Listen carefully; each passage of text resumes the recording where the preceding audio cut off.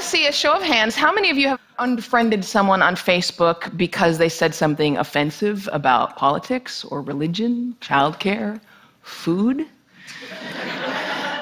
And how many of you know at least one person that you avoid because you just don't want to talk to them?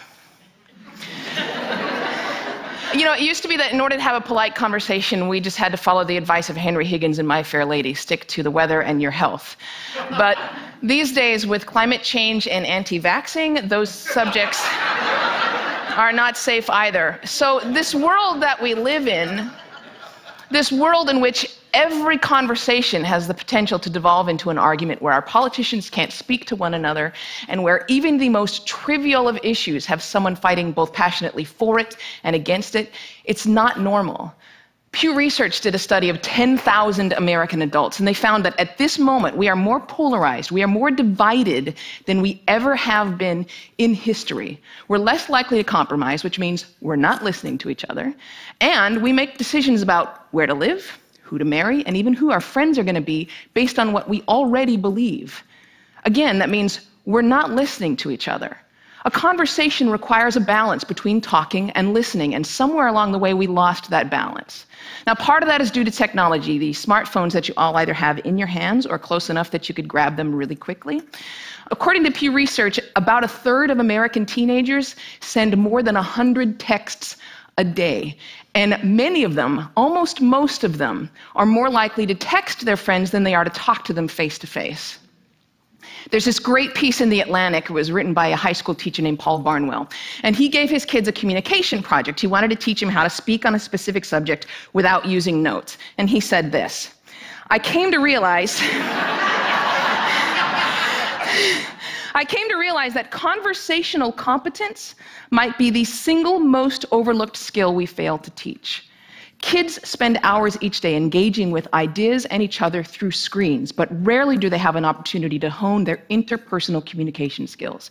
It might sound like a funny question, but we have to ask ourselves, is there any 21st century skill more important than being able to sustain coherent, confident conversation?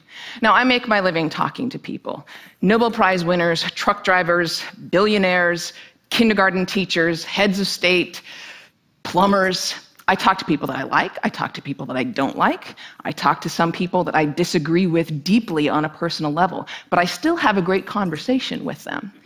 So I'd like to spend the next 10 minutes or so teaching you how to talk and how to listen. Many of you have already heard a lot of advice on this. Things like look the person in the eye, think of interesting topics to discuss in advance, nod and smile to show that you're paying attention. Repeat back what you just heard or summarize it. So I want you to forget all of that. It is crap. There is no reason to learn how to show you're paying attention if you are, in fact, paying attention.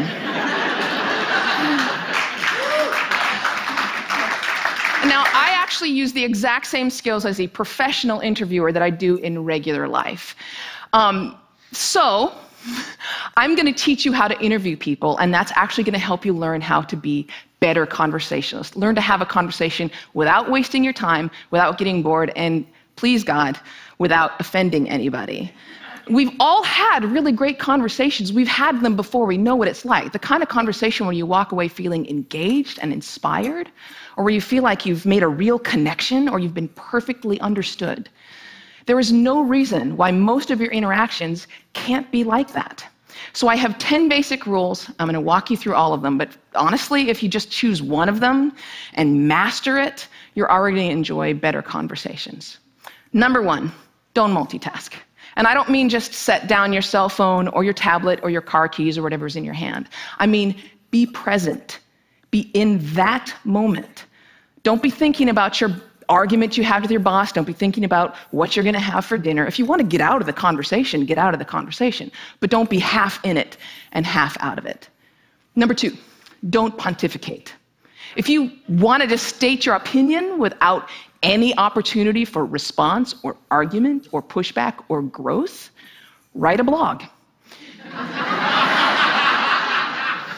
No, there's a really good reason why I don't allow pundits on my show, because they're really boring. If they're a conservative, they're going to hate Obama and food stamps and abortion. If they're a liberal, they're going to hate big banks and oil corporations and Dick Cheney. Totally predictable. And you don't want to be like that. You need to enter every conversation assuming that you have something to learn. The famed therapist Eb Scott Peck said that true listening requires a setting aside of oneself. And sometimes that means setting aside your personal opinion. He said that sensing this acceptance, the speaker will become less and less vulnerable and more likely to open up the inner recesses of his or her mind to the listener.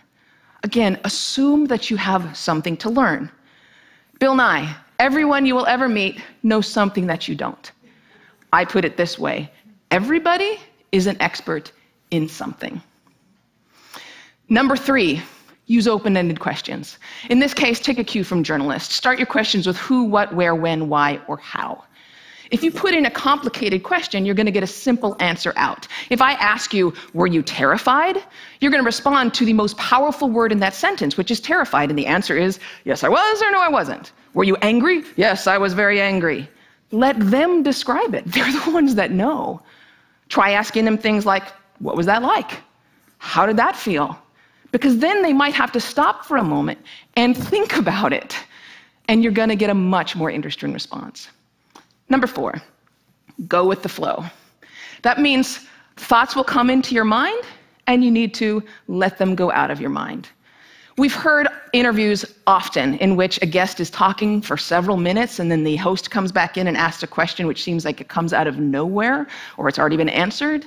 That means the host probably stopped listening 2 minutes ago because he thought of this really clever question, and he was just bound and determined to say that. And we do the exact same thing. We're sitting there having a conversation with someone, and then we remember that time that we met Hugh Jackman in a coffee shop. And we stop listening. Stories and ideas are going to come to you. You need to let them come and let them go. Number 5, if you don't know, say that you don't know. Now, people on the radio, especially on NPR, are much more aware that they're going on the record. And so they're more careful about what they claim to be an expert in and what they claim to know for sure. Do that. Err on the side of caution. Talk should not be cheap. Number 6, don't equate your experience with theirs. If they're talking about having lost a family member, don't start talking about the time that you lost a family member. If they're talking about the trouble that they're having at work, don't tell them about how much you hate your job. It's not the same. It is never the same. All experiences are individual. And more importantly, it is not about you. You don't need to take that moment to prove how amazing you are or how much you've suffered. Somebody asked Stephen Hawking once what his IQ was, and he says, I have no idea. People who brag about their IQs are losers. Conversations are not a promotional opportunity. Number 7, try not to repeat yourself. It's condescending, and it's really boring. And we tend to do it a lot, especially in work conversations or in conversations with our kids. We have a point to make, so we just keep rephrasing it over and over. Don't do that. Number 8, stay out of the weeds. Frankly, people don't care about the years, the names, the dates, all those details that you're struggling to come up with in your mind. They don't care. What they care about is you. They care about what you're like, what you have in common. So forget the details. Leave them out. Number 9, this is not the last one, but it is the most important one. Listen. I cannot tell you how many really important people have said that listening is perhaps the number one most important skill that you could develop. Buddha said, and I'm paraphrasing, if your mouth is open, you're not learning. And Calvin Coolidge said, no man ever listened his way out of a job. Why do we not listen to each other? Number 1, we'd rather talk. When I'm talking, I'm in control. I don't have to hear anything I'm not interested in. I'm the center of attention. I can bolster my own identity. But there's another reason. We get distracted. The average person talks at about 225 words per minute, but we can listen at up to 500 words per minute. So our minds are filling in those other 275 words. And look, I know it takes effort and energy to actually pay attention to someone. But if you can't do that, you're not in a conversation. You're just two people shouting out barely related sentences in the same place. You have to listen to one another. Stephen Covey said it very beautifully. He said, most of us don't listen with the intent to understand. We listen with the intent to reply. One more rule, and number 10, and it's this one: be brief.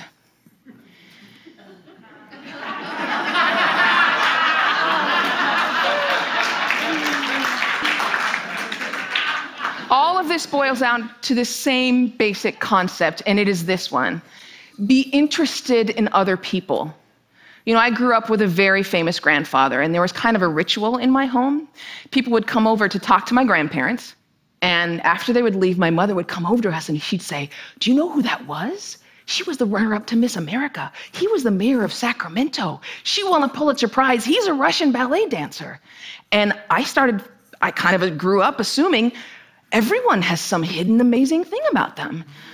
And honestly, I think it's what makes me a better host. I keep my mouth shut as often as I possibly can. I keep my mind open, and I'm always prepared to be amazed, and I'm never disappointed. You do the same thing. Go out, talk to people, listen to people, and most importantly, be prepared to be amazed. Thanks.